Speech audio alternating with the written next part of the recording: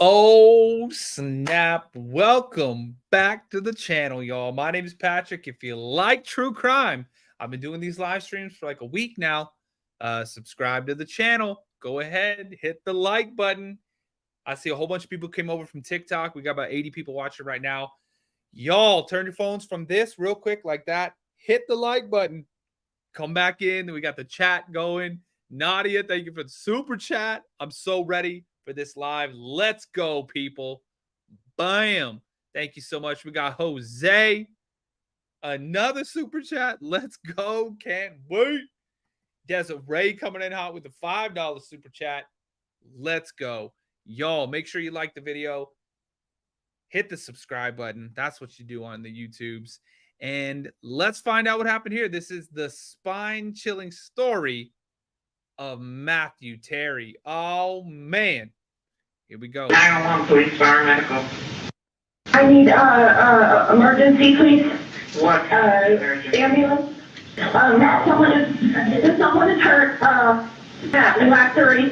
Lacerate cuts. Okay, who's cut? Next door, who is this? It's a teenager. Okay, male or female?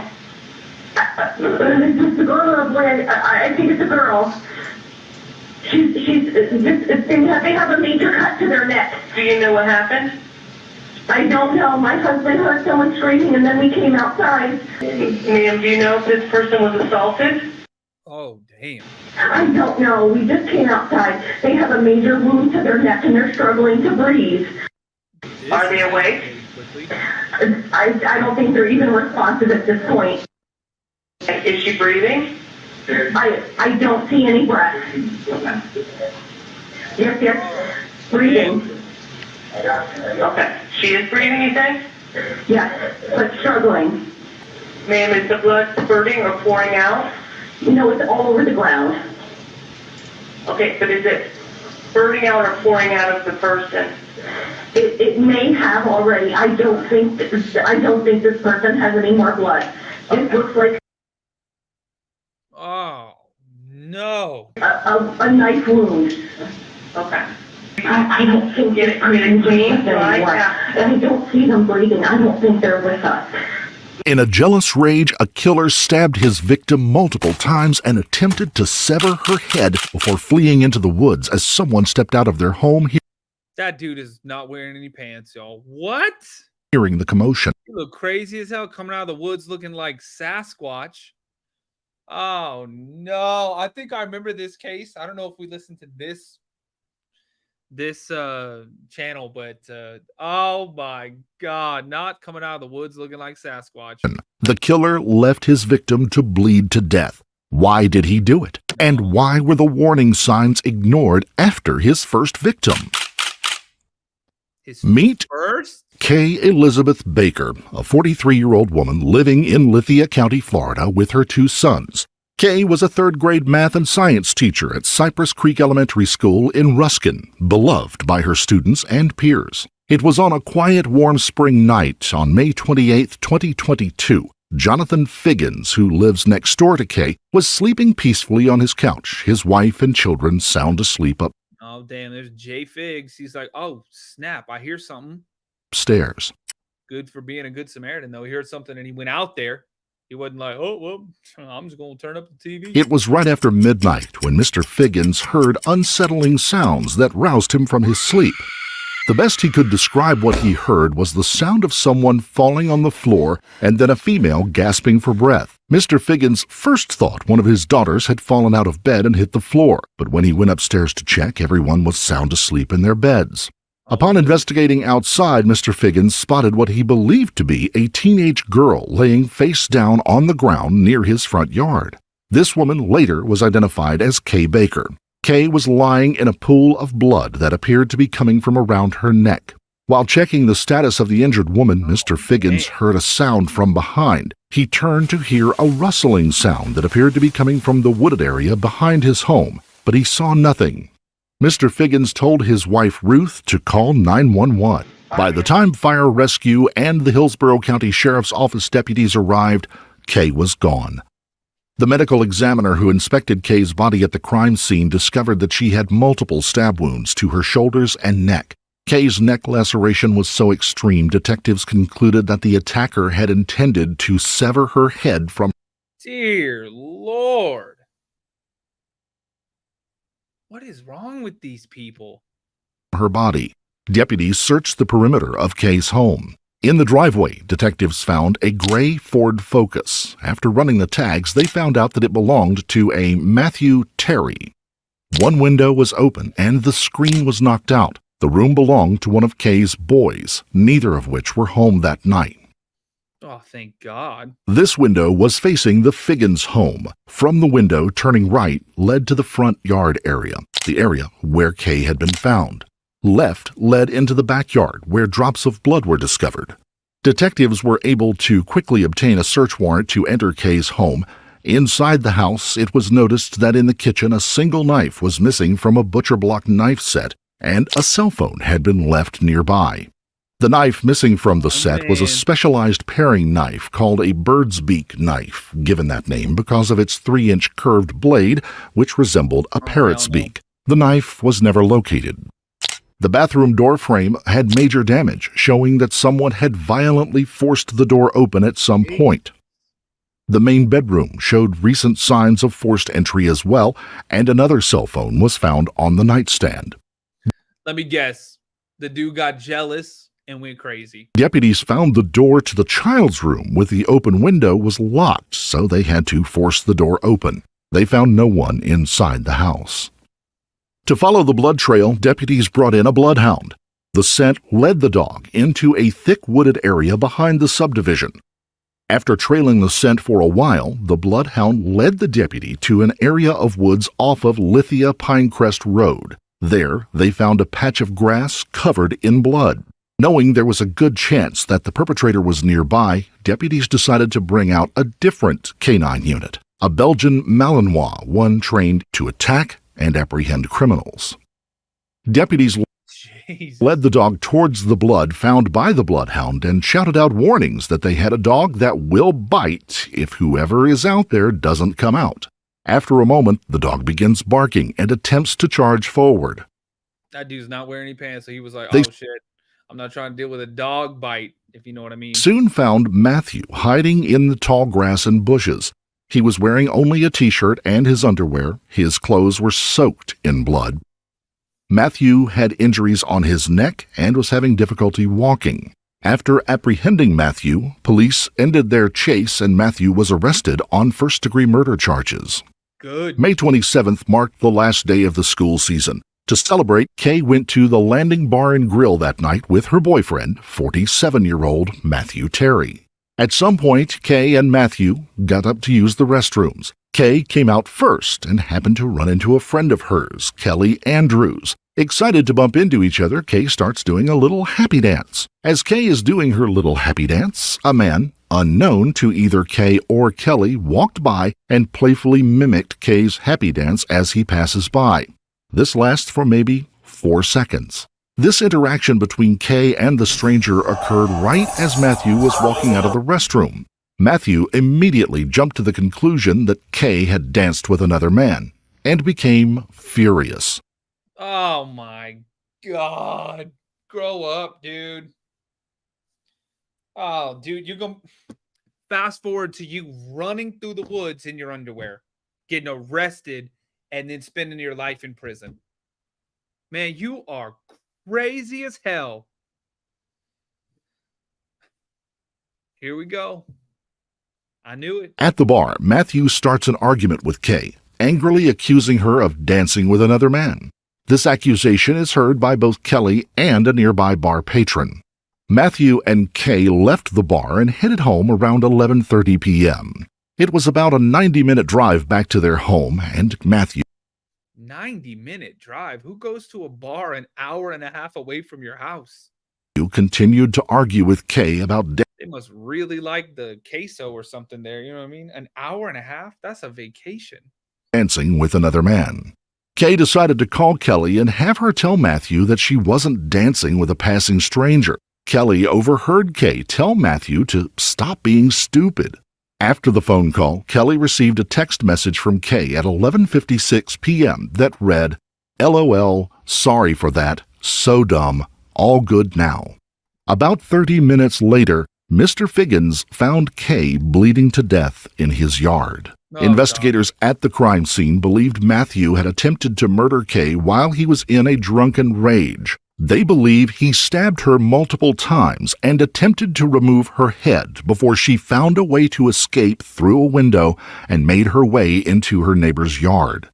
That's outrageous. Kay was not Matthew's first victim. He had a criminal that's even worse. History of violence towards women, which Kay was well aware of. 5 years before Matthew murdered Kay in a jealous rage, he was in a relationship with a woman named Michelle Rogers. Matthew and Michelle had met over a dating app in 2015. They both lived in Michigan at the time. Michelle lived there with her 5-year-old son.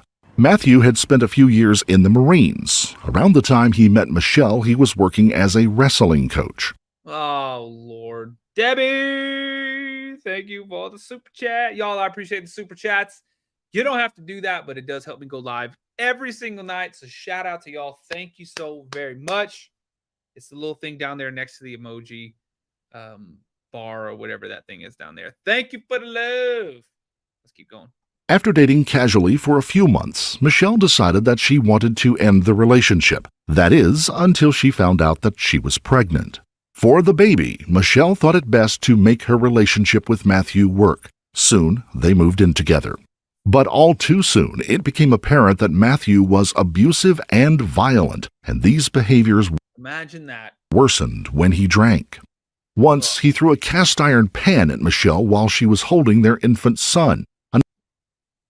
Cast-iron pan while she was holding an infant? I mean, even without holding an infant, you're going to burn in hell for that one, but holding a little kid also? What are you? That's a monster. Only a monster would do something crazy like that. Another time, Matthew picked up her cat and threw it against the wall. That's it. Matthew, you're going to burn in hell. On nights when all this. He was both angry and drunk, Matthew would show up at Michelle's apartment and bang on her door saying that he knew she was sleeping with another man and would demand to be let in. During that time, Matthew worked for a local internet provider. One day, he told one... Oh, God. Miss Maidenetta. Thank you. He's a damn monster. Jailed in hell. Yup. Dude's crazy. One of his co-workers, he wanted to stab the out of Michelle. The co-worker took Matthew's statement as a way of venting and thought nothing more of it. But a few months later, on March 17th, 2017, it freaking happened. It was brought to light just how serious Matthew was. Matthew and Michelle had gone out bar hopping with a few of their friends that day. Around 6 p.m., Michelle was ready to go home. She went looking for Matthew, who happened to be at a bar adjacent to the one that she was in. Michelle found him so drunk he was slurring his words and stumbling. Michelle was so upset by how drunk Matthew had allowed himself to get that she went home and left him at the bar. Around 8 p.m., Matthew comes knocking at the back door. He knocked at that door and I proceeded to let him in. At that time, he was very clearly drunk. He couldn't walk straight. He seemed just very, it's hard to describe, but just you could kind of sense his energy as being very frustrated or angry or upset, just in general, just a general sense. Dear Lord. So as the kids say, you got a vibe off of him that he seemed angry? Correct. Did you do anything in that moment? I did not. I went and I sat back down on the couch where I was when he showed up. And what does he do? So he went into the kitchen, and I believe he was making a sandwich. He was making some kind of food at the counter, and the kitchen and the living room area is pretty open. So as I was sitting on the couch, I could see him. So I remember sitting on the couch watching TV, and then the next thing I remember is standing behind the couch, and I'm looking at him in the kitchen, and I remember him coming around the counter and coming at me. Before we get to the part where he comes at you, Do you remember if you guys are having any sort of argument, if anything's being said, either he's saying something, you're saying something, whatever the case may be? I don't recall any of that, no. So you remember now all of a sudden there's a moment he's coming at you, and I want you to describe that as best as you can. Do you mean he's just leisurely walking in your direction? No, he was coming at me very quickly and aggressively to the point where I kind of backed off and braced myself, and I actually verbally said, what are you doing? Oh my God, what are you doing? Oh, I hate guys like that. I cannot stand those kind of people. They're not people. When you said the words to him, what are you doing? What, if anything, They're garbage. did he do? He proceeded to knock me into the front door that was behind me. And at that point, then we both fell to the floor. So then we're on the floor, and he's just trying to keep me on the floor, and he keeps punching me wherever he can find access to punch me. So whether it be the face, the chest, the back, wherever. Oh my And God. he was a wrestler, Yeah, and the best way I can describe what he was doing is trying to keep me Yeah, look down, you little. in wrestling moves and keep me on the floor so that I couldn't escape. When you say he's a Wrestling moves. Oh. wrestler, you mean like in the WWE, or you mean like a high school? A high school coach, or a coach, maybe it wasn't high school, but he was a wrestling coach. And I can't remember if he wrestled himself, but as the struggle continues and I'm trying to break free, there was a point when I yelled at him. I said, I love you. Why are you doing this? And he said, no, you don't. Fuck you. I'm going to kill you. He just Jesus. continues to, for lack of a better phrase, beat the shit out of me. And I keep trying to escape. There is a point where I'm able to stand up, and he continues to punch me in the face. At one point, he gets me onto the floor, and Are you still in the same place by the door, or has the fight moved? no, it moved through the living room, and then where I That dude sucks.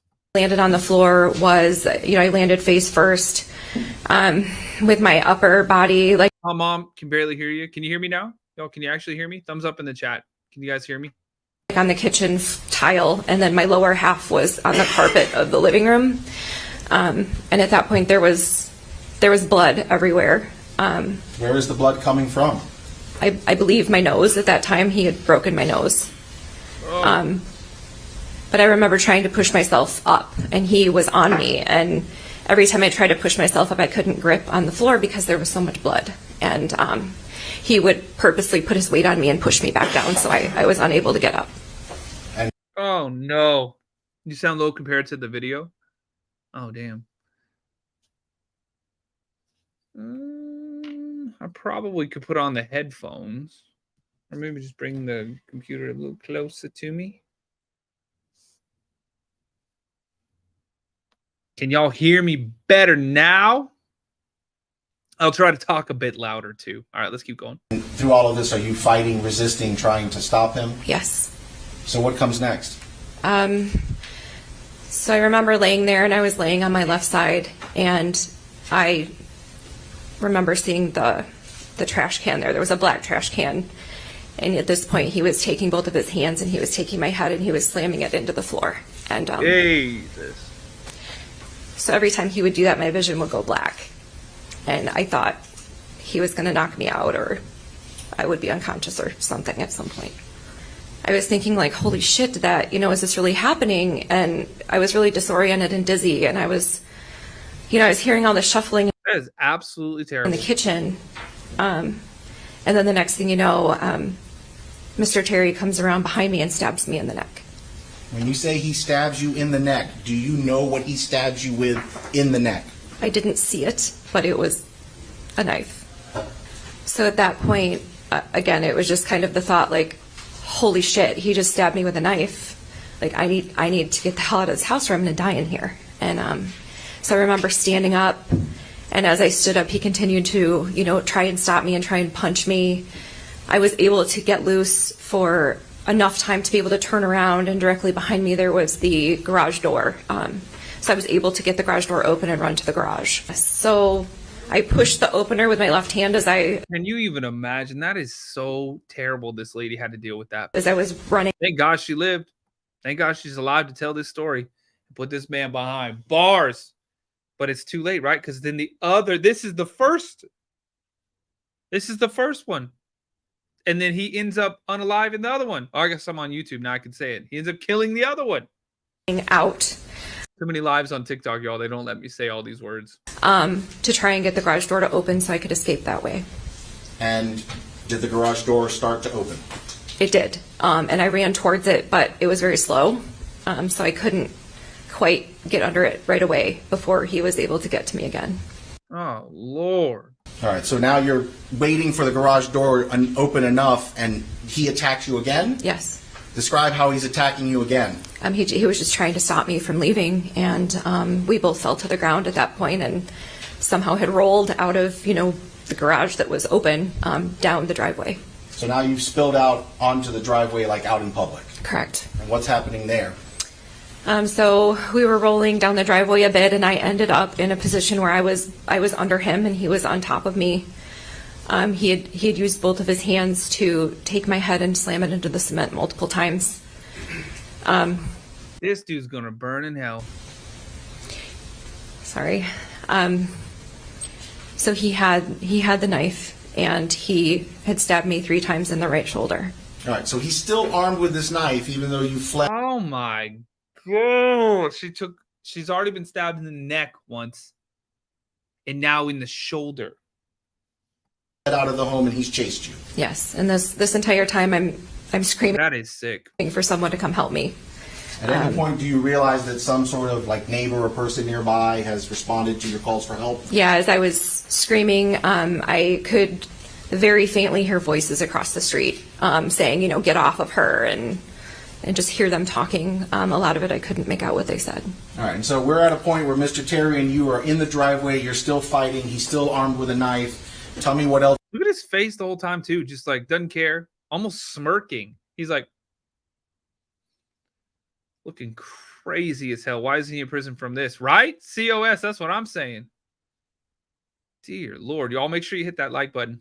And thank you for all the super chats, y'all.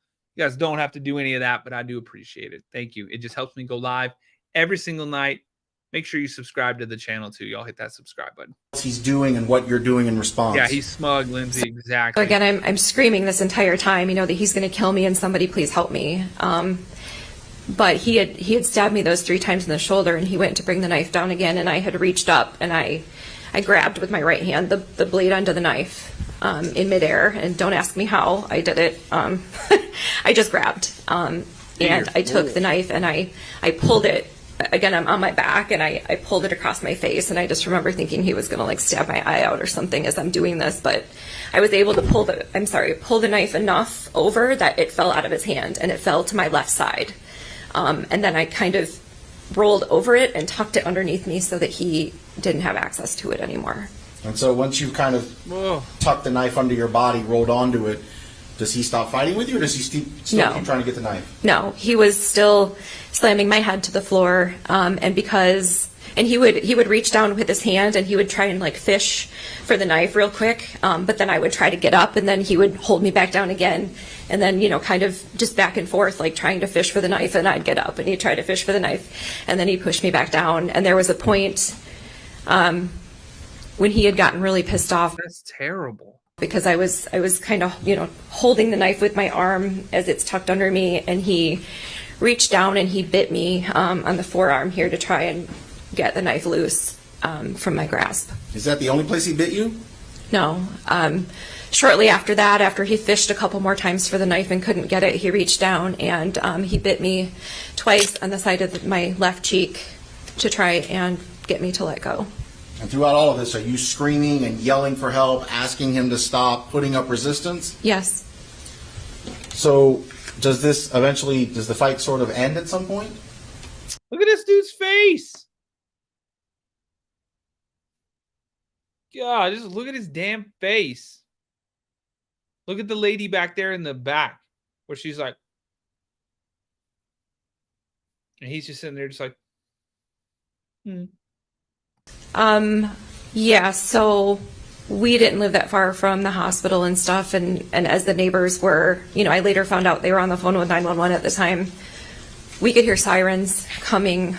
You could hear them coming from around the corner not too far away. And when we both heard the sirens, that's when he got up off of me and ran back in the house.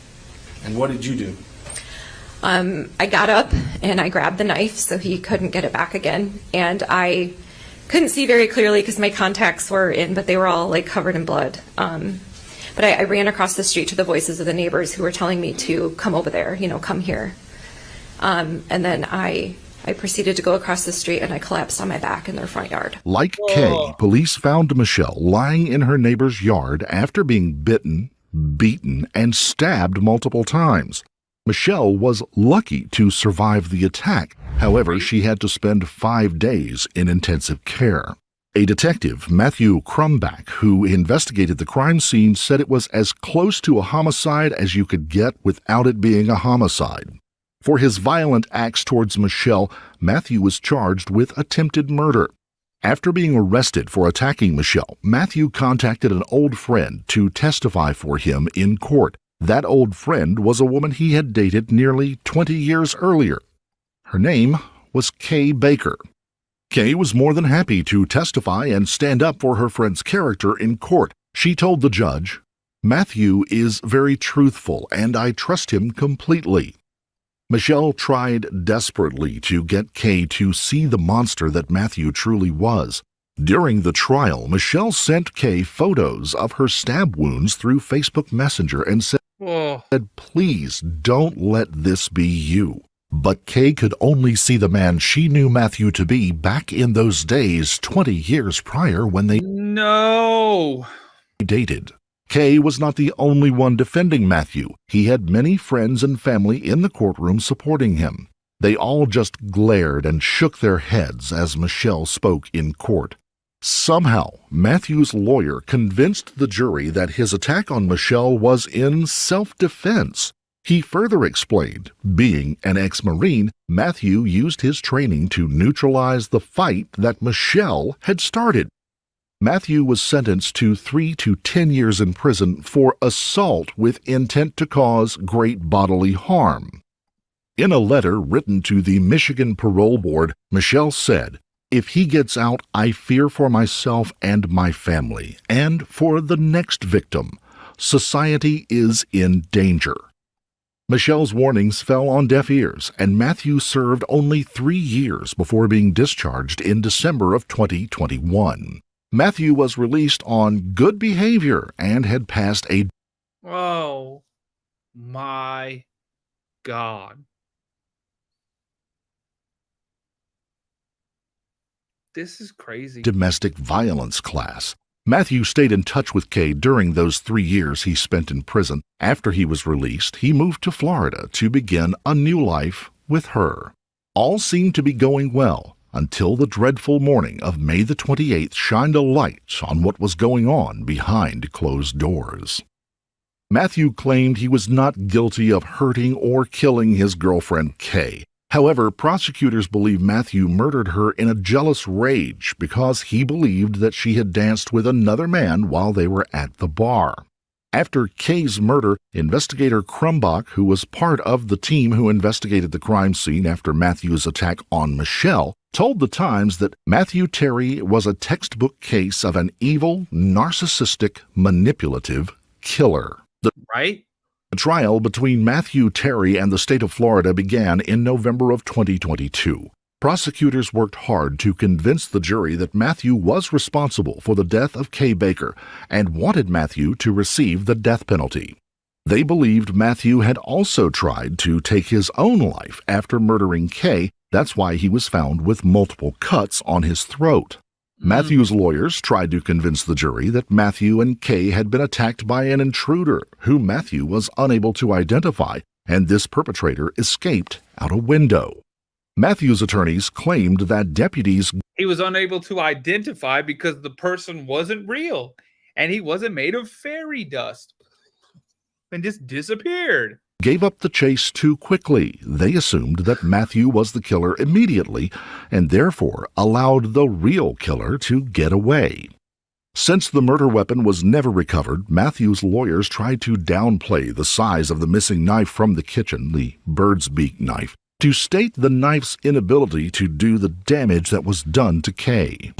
Now, the other thing I wanted to ask you about was the knives. You said you actually looked, and you're the one who found that there was that one bird's beak knife missing, right? Yes, ma'am.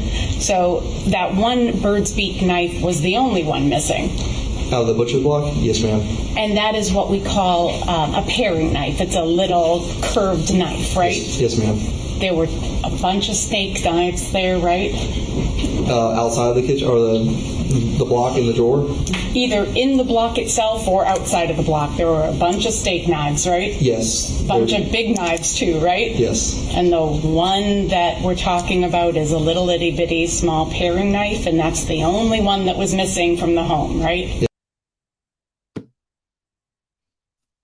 Why would you say it like that? Like, oh, the little itty bitty knife that is incredibly sharp.